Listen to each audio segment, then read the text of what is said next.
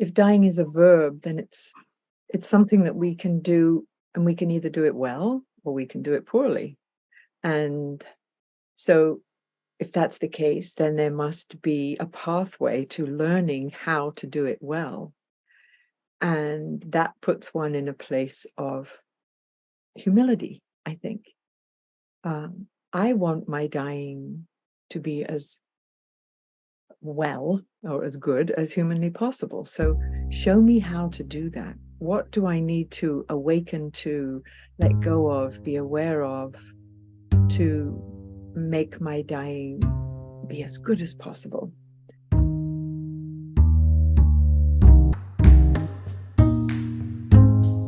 This is the When You Die podcast. If it has to do with death and dying, we're talking about it. I'm Johanna Lunn, your host today. With me today is Olivia Bareham, an ordained interfaith minister, a certified death midwife, home funeral guide, funeral celebrant, and a pioneer advocate for conscious dying.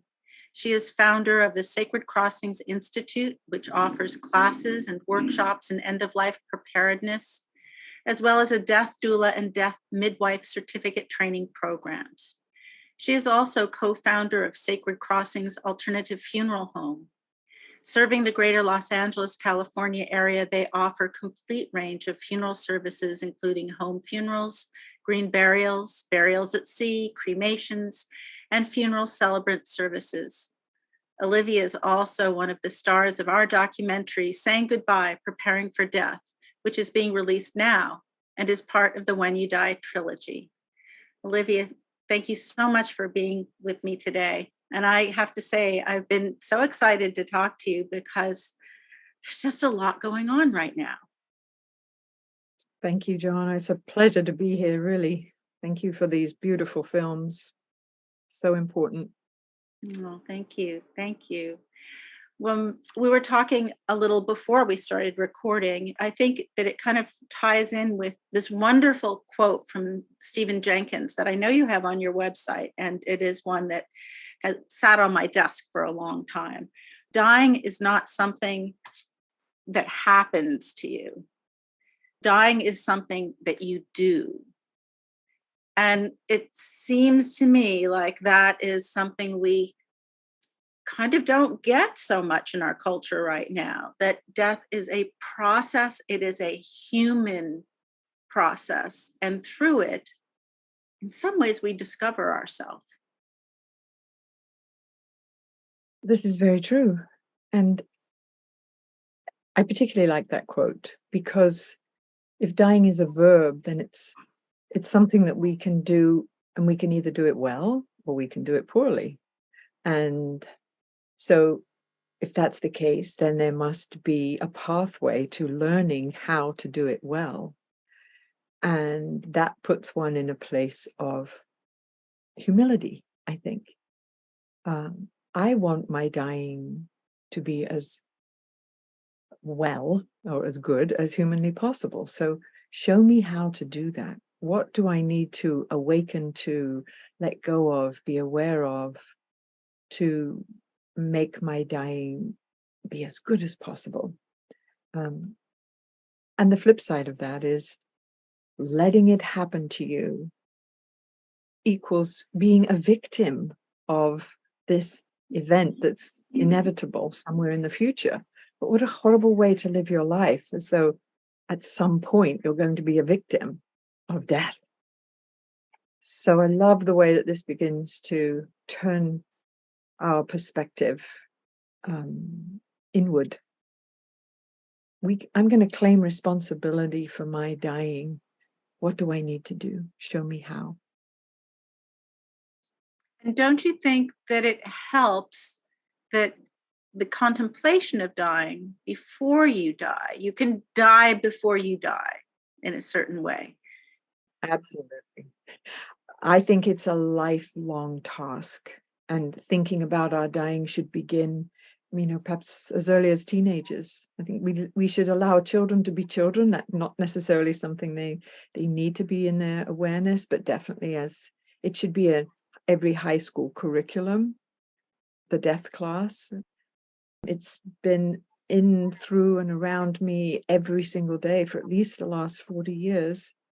And it not only informs me, but it empowers me, it uplifts me, it inspires me. It has helped me come to my senses in a much more acute way than was ever possible while I was just living my life and doing what popped up in front of me. Not to say that I still don't do that, but the information I carry now is tinged with the transitory nature of everything. So it actually gives it a lot more intensity and sparkle and depth. Yeah. I love that you mentioned young people because their pet hamster will die. You know, and our beloved companion animals of all stripes will most likely pass, and that happens when children are young as well as throughout the course of our life. If you're like me, I've had dogs all my life, which means I've had many dear friends starting at a young age leave me. And so how you frame that from the very beginning could be really helpful in the course of a human life. Yes. And these conversations need to start right at that moment where you see a roadkill. Let that be an opportunity to have a conversation rather than just, oh dear, he died, on you go. We skim over this particular topic so quickly when it's an invitation to get really down there and touch into the divine, really. That's what it is. Every death is like going to church, no matter what your belief or religion is. It's an invitation to go there. Again, before we started recording, you were talking a little bit about AI and the difference between sort of being a mind only functional thinker versus being truly human, and the big confusion that we might have since our society has valued so much our logical, materialistic kind of thinking. And we don't really encourage or support or develop as much, at least we haven't, other faculties that are available to us. The kind of movement towards meditation and somatic disciplines like yoga and Tai Chi and things like that are contrary to that. But overall, we like logic. Where do we get it right and where do we get it wrong? Oh, it's such a big topic, isn't it? I feel like the big difference between us and AI is our ability to feel. Whatever that is, we can feel anger, rage, joy, disappointment, jealousy, sadness. And what I find most interesting is that very few people perhaps allow themselves to really feel the nuances of each of those feelings. And especially with death, there's the grief, incredible grief. What is grief? What is that feeling of grief? Where is it in my body? What is it doing to my body, my mind, my heart? And we don't get the answers to that unless we allow ourselves to completely feel it. And that is the invitation that this physical body is giving us, is you can go to the depth of that feeling and let it change you, whatever it is. Even if it's jealousy, like that's a really tricky feeling. It's complicated. It's twisted. But when you really let yourself feel it and don't go to, I shouldn't feel that way, that's not really very spiritual, or that's not very kind. As soon as we do that, we rob ourselves of a learning, of being able to change ourselves. But when you let yourself feel what jealousy does to you, how it changes and eats you, and the temperature of it and the tone of it. There's a gift the other side. And the same with grief and horror. We have become numb, I think, as a people, as a humanity, to these feelings, mostly because of the media entertainment. It's thrown at us so often. Maybe the very first time you saw that image, you were struck with horror, and your body wanted to resist it because it touched your heart. But because the next image was flashed right behind it, you kind of had to put it somewhere, and oh well, wow. And by the next day, it's all gotten very dulled. And so in that way, I feel like we're becoming more like artificial. We've gone into an analytical place about almost everything, especially violence. If you look at what's available on the channels to watch movies, it's so violent. Every single one, even a movie that is trying to tell us about something so beautiful and open our hearts, like Avatar or one of those gorgeous movies, we are thrown into this unbelievable, tortuous, violent. Why? Why is that thrown in front of me? It brings up horror for me that the person wanted to put that on film. It wasn't necessary. So, but that's just a taste of, that's our everyday now. That, I think, has taken away some of our ability to drop into the depths of what it is to feel death and feel grief, and what that means. What does it mean that your mother died? She has gone. Where? For how many years she was at the other end of the phone. She was there for you 100%. She was entwined in everything you thought about, everything you did, and suddenly that is not available to you anymore. The grief, the change, the shock, that goes along with that must be felt and allowed. And then you come up the other side different, changed, more empowered because of it. And people don't realize that. They intuit that going into the depth of that grief or horror or shame or whatever it is going to be so icky and painful that they do anything possible to avoid going there. Well, just, it could be an addiction, watch another movie, get busy, go to the gym, talk to somebody, whatever it is, other than feel. And until we understand what it is to go deep into the dark, to give yourself permission to, arms outstretched, just fall into it, because it's available and because we're human, just because of that, no other reason, trusting that you'll come up the other side different. That to me is so exciting. Yes. And we have a culture that says we don't like extreme emotions.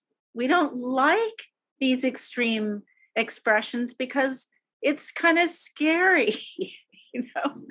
So, in a way, is this an opportunity by normalizing this conversation around death, of taking some stigma away from it, to create more of a safe space where we can have these experiences around our own terminal diagnosis, maybe really bringing death out of the closet in this way is an opportunity for us to shift the culture in a certain way.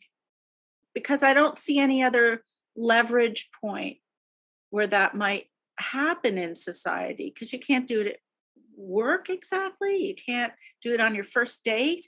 You can't do it, there's all these places that it's kind of not acceptable. We are afraid. I think you're right that because death, it happens to absolutely everything, everybody, every plant, every animal, everything dies. It's a wonderful, like you say, entry point. Let's just talk about this. Let's really talk about it. Not just the fact that your body's going to die and then what, but death in general. The fact that this whole planet is every second in a state of death and resurrection, death and resurrection the whole time. Just as I said that, I was wondering maybe that was part of Christ's message, that everything cycles, every single thing, it's transformed, and get so used to it that we can walk into it with arms outstretched, like, okay, it's my time. It's my time. Bye, folks. There's something that is a relief and possibly a release too, if you realize that if you're falling into that deep grief state, um, it will end. Like there's these waves, and so you're cresting on one wave, or you might say you're falling into a black hole, but then you get out of it. It's like it doesn't last forever. I mean, grief is a journey. I think grief is something that shifts and changes and all of that, but in terms of those really extreme experiences of the early loss, um I mean, it's like you can't say to someone, "Oh, get over it or it'll end," because then you just want to say, well, buzz off. you know but still, there's something about knowing that cycles are part of life, right? Yeah, I think that's a big part of it. But I also think it's having the courage to feel it, even if it doesn't end, Mm. just because it's available to us to feel, because we are human beings. Mm. Now, that takes a lot more courage. It's easy to feel something when you kind of know it's going to end. But what if the end may be a long way away? Would you still be willing to jump into it? I think that's the courage that I'm looking for in myself, the courage to just feel it. And I know this is true. I recently had a very, very traumatic experience.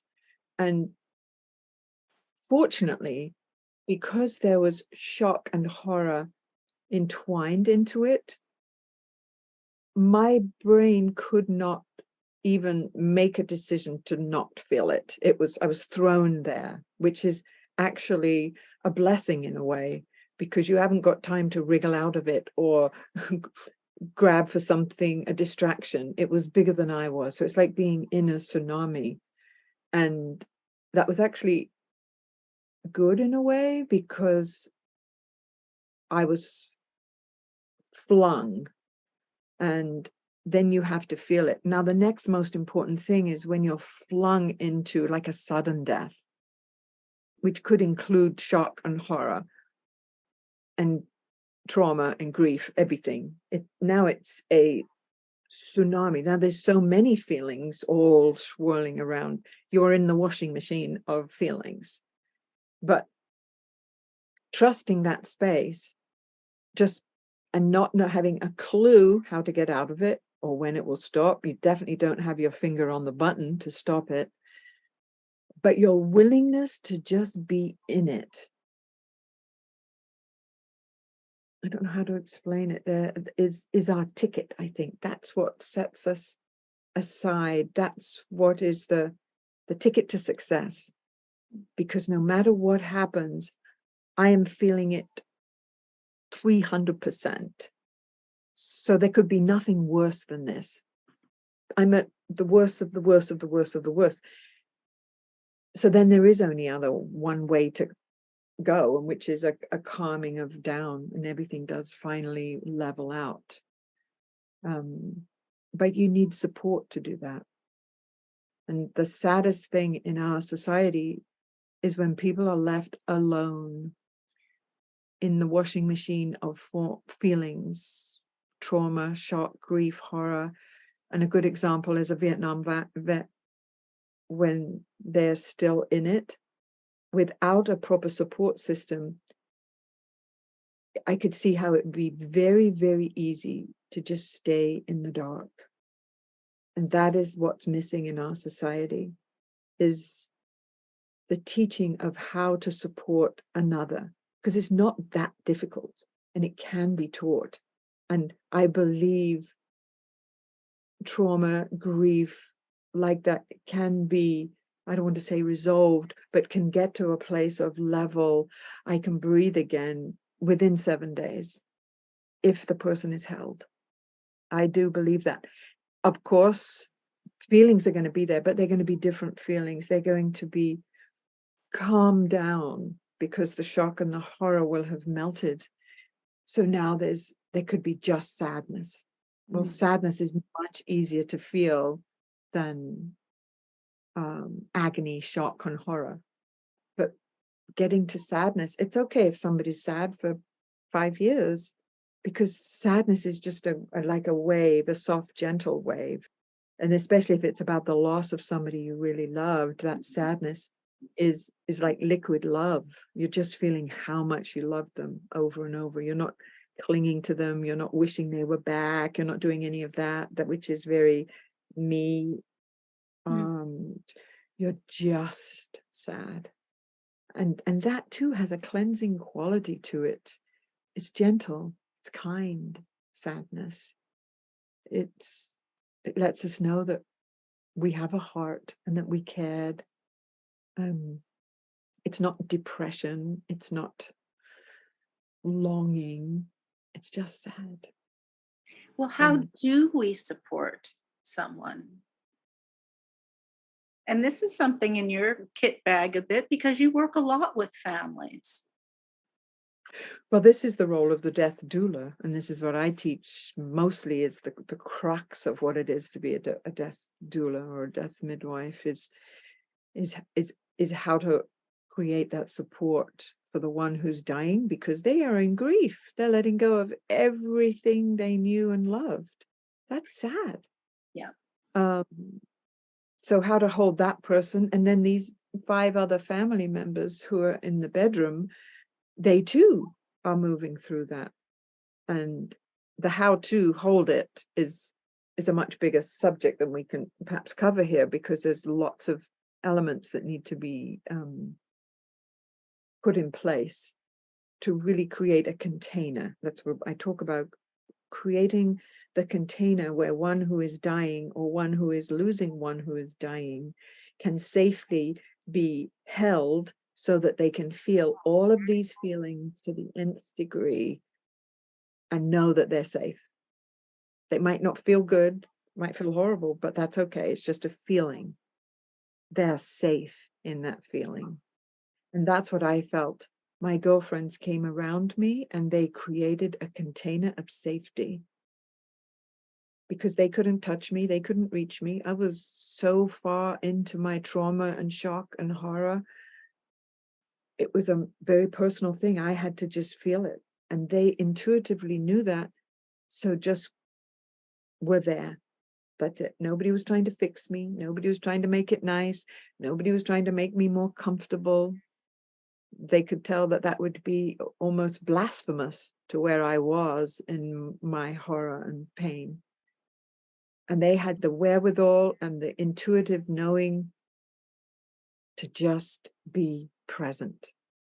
And that's really all we need, is for somebody to have the courage to be present and witness it without trying to fix it, make it better, be comfortable. That sort of like puts a tarpaulin over what we're feeling, and it's almost nauseating. I know that when I die, of course, I don't necessarily want to, I don't want to be in chronic pain, but just enough to take the edge off. Aside from that, if I'm flailing and I'm pushing the covers off, let me lay there naked. Don't try to make everything better. How can it be better? You can't make dying better. It's dying.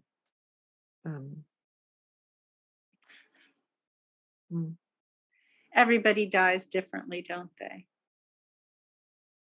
Yes. Yes.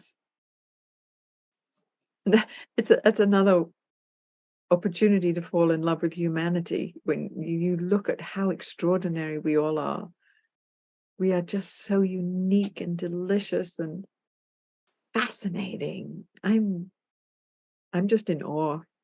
When you meet somebody who's dying too, and they're at their most vulnerable, they're at their most open, so you can go right into the room and you can actually touch their heart. The preciousness of their individual nature is something to behold. Yeah, and they die how they live. They die. It's very hard to let go of those characteristic traits, in the last few weeks of life. Do you think that there's also, though, an opportunity? We're talking beyond curing here, obviously, we're dying, but for healing? Oh, it is. Yes, absolutely. On every level, for the person who's leaving and everyone in the room too. This is a healing space.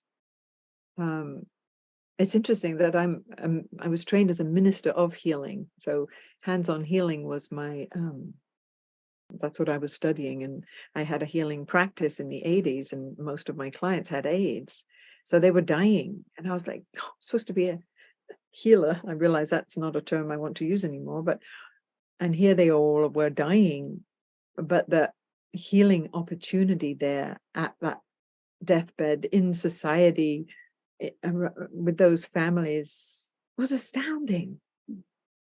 Yeah, I feel that every time. Death is healing. Thinking about death is healing. Teaching it, reading about it. Death is my guru. She's teaching me how to live. I often think about this, that what does it mean to be a woman? And I think some of the great goddesses in world religions are both the giver of life and the sentencer of death. Just this idea that life comes into this world also means instantly you take your first breath and it means you will have a last breath. And there's something huge about that. Yes, it's a portal, isn't it? In and out. That's why I chose the Vesica Pisces as my symbol, the two circles that overlap, and that sacred space in the middle, which is sometimes known as the yoni, or it actually is also called the fish bladder, which was actually the symbol of Christianity, because it's holy, it's holy ground, and it's where this world and the next overlap, is that yoni space where we come in and we go out through woman, which is why the term midwife, I think, is very appropriate for both, because midwife means with woman, and it really should be for both death and birth and death. It's you're with woman, because perhaps, and I know this is changing in our culture now, but a woman is able to stand open with all of her feelings available to her and bear witness, because she knows what it is to open up so huge that you feel like you're going to die, and yet something is birthed through you. It's like the opposite things happen at the same time during birth. It's like death of who we think we are, which is, I can't do this, there's no way my body's going to open up this much, to, oh my God, look what happened. It was like a miracle. This thing came out. And it's the same with death.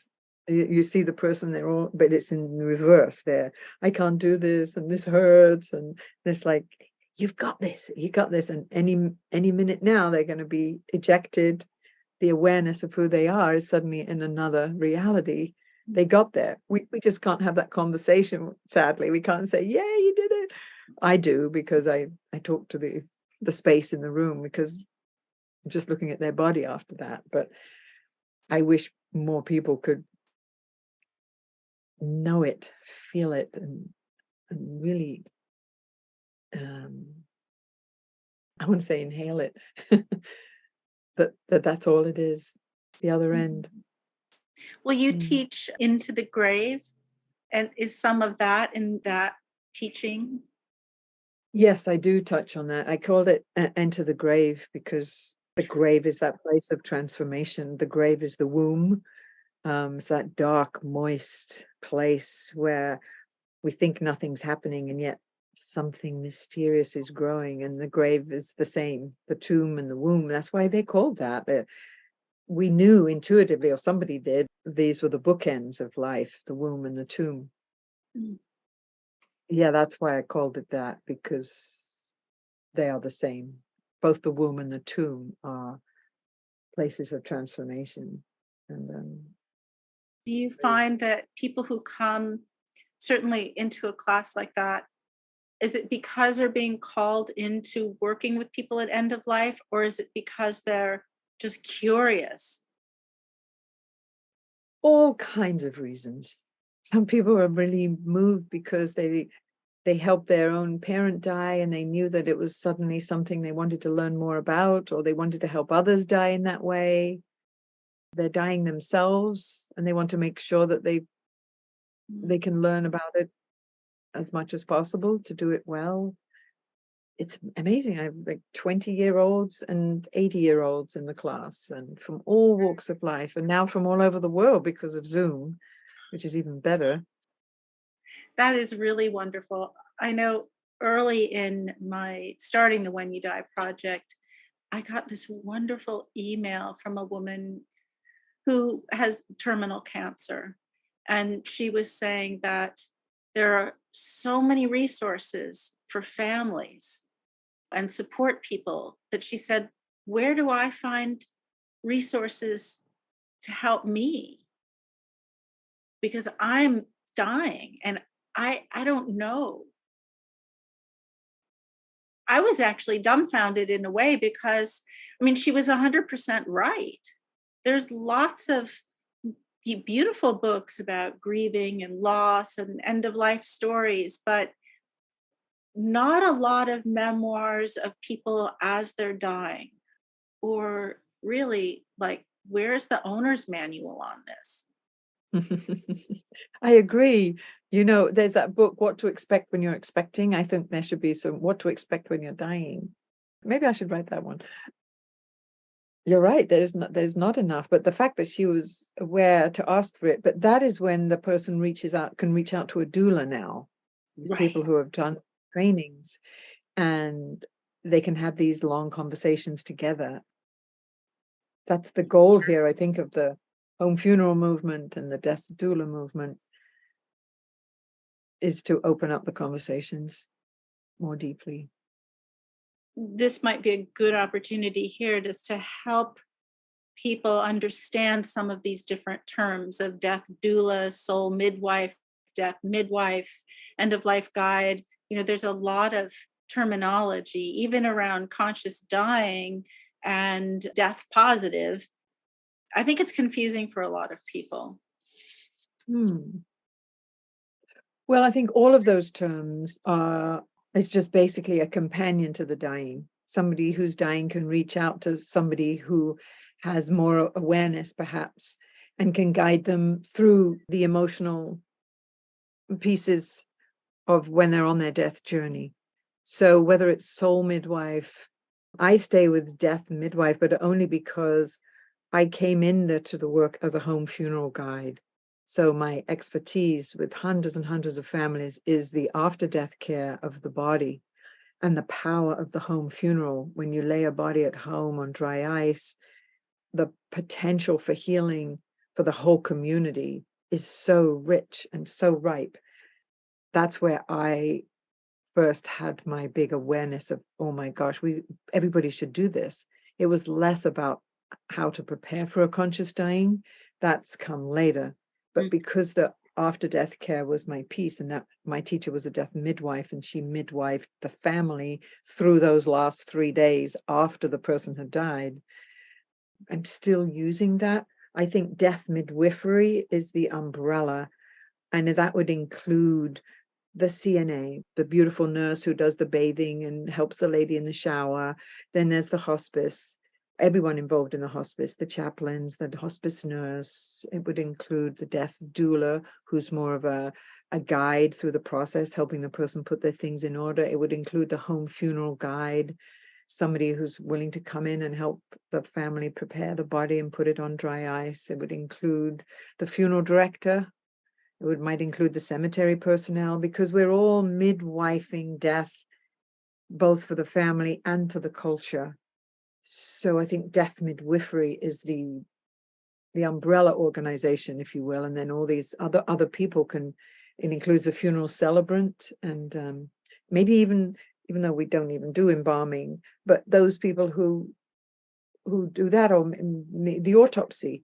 That's also a piece of midwifing death. They're trying to find the cause of the death. They belong in there too. If you're in a hospital and there's an emergency, you've got that curing team. They come in and they know how to work with the plumbing and try to save a life. But then when you're no longer trying to save a life, you're describing our team, right? Like, this is our next team, and it isn't the same. And it's beautiful that there are so many people that can help families and to help the person who's passing. Yes, and when you say that, my vision is for every hospital to have a death midwife, and that death midwife has this whole slew of resources that she calls upon when a family comes to her, whether it's a car accident or suicide. Each one might be a different specialty, to be able to then say to the family, I think, take a death doula, and this person is the wonderful death doula, and she'll go home with you and support you through this journey. Definitely choose this. There's a list of hospices. This is what hospice is. And the death midwife is sitting there. She has all of these resources available to her, and she knows everything about everything. Wouldn't that be great for every hospital to have that person? 100%. I think it would be wonderful. And I think that the medical people would be so relieved. And there's a birthing room. There should be a dying room, a room which is beautifully equipped for at least, 10 people can crowd into there and sit on really comfortable surroundings, and beautiful art on the wall, lovely music, and a huge thing above the bed which plays landscapes and seascapes. And it could be just phenomenal. And it doesn't need to be a huge deal, because it's not life and death anymore, it's death and life. So there's no machinery, there's nothing in here that is maybe a Right. nurse with a stethoscope just to call time of death. Would be so Mhm. beautiful. That would I help. love this vision. I really do. I think it's beautiful. I think that we probably should end on this point, which is hard because I love talking to you and there's so many things that we could pursue right now. So maybe, Olivia, we do it again in 6 months? Yes, yes. I would love to do that. I'd love to encourage people to sign up for classes if they're interested in any aspect of this. Sacredcrossings.com is how they can find out about my classes. They're in Hmm. person and online now, and I'm wanting to do more retreats. And I just love talking about it, because death she's been so helpful to me. Well, we will have your website on our site. I think it's already there, but we'll put it in the context of the podcast. Also, people can find you on YouTube. You have a lot of videos on YouTube as well as on your site, but there's a lot of resources on your site as well. So you are a real gem in the world of end of life, and you have done an enormous service training another generation, many generations, being there for so many people and being an example of what real compassionate care is. So thank you so much for that. I really appreciate it. Thank you, Joanna. And I truly appreciate what you're doing, because I know making films and putting them out there is a whole other animal and takes a lot of determination, courage. Stick with it. You've done that. So thank you for that. Thank you. Look forward to talking to you again. I look forward to that. This conversation is brought to you by the When You Die Project. From existential afterlife questions to palliative care and the nuts and bolts of green burial, if it has to do with death, we're talking about it. WhenYouDie.org